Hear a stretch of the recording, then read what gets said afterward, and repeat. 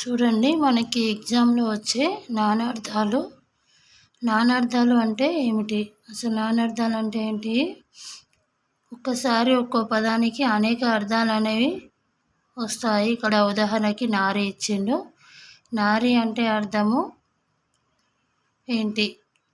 అతడు నారిని సంధించాడు అంటే వింటి తీగె. ఇక్కడ నారి అంటే తీగె. ఆ నారి కన్నులు కలువవలె శ్రీ.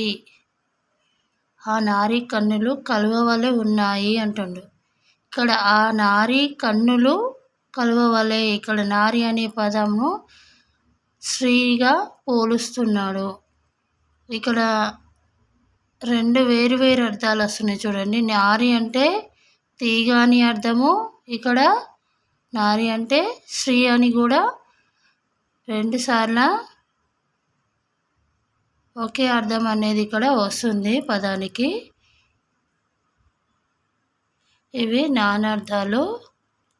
అంకురము, మొలక, జలము, రక్తము, రోమము, మొగ్గ. ఇలా ఒక పదానికి ఒక నానార్థానికి మిగతా పదాలు అనేవి నానార్థాలకి పదాలు అనేవి ఉంటాయి. ఇక్కడ చూడండి,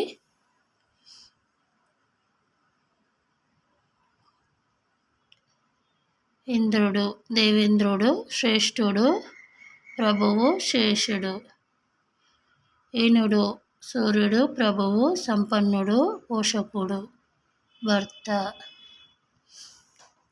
మనకి ఎగ్జామ్లో నానార్థాలు అనేవి ఎలా ఇస్తాడంటే ఇక్కడ ఉంది చూడండి. ఈశ్వరుడు,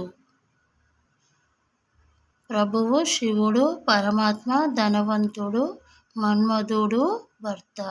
ఇక్కడ పరమాత్మ అని ఇచ్చి నానార్థాలు రాయమంటే ఈశ్వరుడు, ప్రభువు, శివుడు, ధనవంతుడు ఇవన్నీ వస్తాయి. ఉత్సాహము నానార్థము, సంతోషము, ప్రయత్నము, బలము, కోరిక, పట్టుదల ఇవన్నీ ఎగ్జామ్లో వస్తాయి. మనకి చాలా చాలా ఇంపార్టెంట్.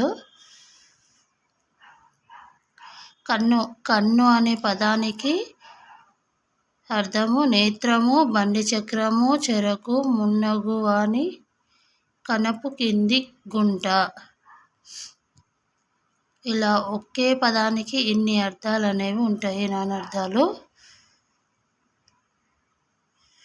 కీర్తి, శ్రేయస్సు, బురద, తేట, ఐశ్వర్యము. కంఠీరవము ఇది చాలా టైమ్స్ ఎగ్జామ్లో రావడం అనేది జరిగింది.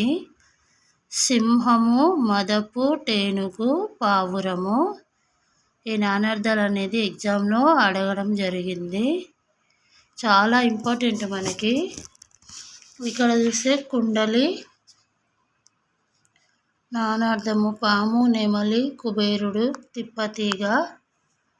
ఇలా మనకి నానార్థాలు అనేవి చాలా ఉంటాయి బుక్స్లలో. ఇవి ఎగ్జామ్స్కి ప్రిపేర్ అయితే